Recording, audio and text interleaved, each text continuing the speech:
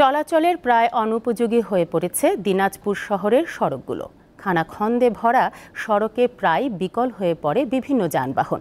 পাশাপাশি ঘটছে ছোট বড় দুর্ঘটনা। এতে চরম দুর্ভোগে যাত্রী ও চালকরা। খানাখন্দে ভরা দিনাজপুর শহরের বেশিরভাগ সড়ক। মডার্ন মোড় থেকে আদর্শ কলেজ যাওয়ার একমাত্র এই সড়কটিরও বেহাল দশা। এছাড়া শহর থেকে রাজবাড়ী যাওয়ার সড়কটিও সামান্য বৃষ্টিতেই পানিতে তলিয়ে যায়। স্থানীয়রা জানান, দীর্ঘদিন ধরে সংস্কার না করায় সড়কের এ বেহাল দশা। এসব সড়কে চলতে গিয়ে বিকল হয়ে পড়ে যানবাহন।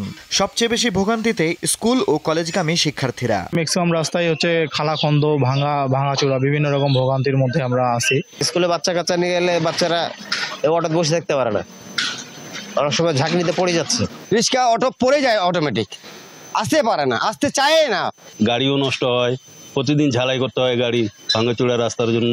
এই রাস্তায় চলাচল করলে গাড়ি শুধু উপরে লাফে ওঠে, এমন অবস্থা হয়ে যায়।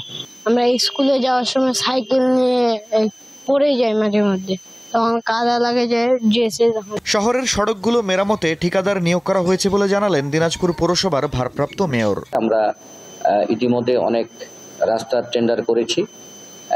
ঠিকাদার নির্বাচিত হওয়ার সাথে সাথে কাজগুলি হবে। 24-এর মধ্যে আমরা দিনাজপুরের অনেক অংশে রাস্তাঘাট আমরা ঠিক করতে পারবো।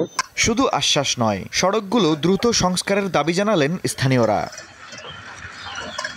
দীপ্ত বার্তা কক্ষ।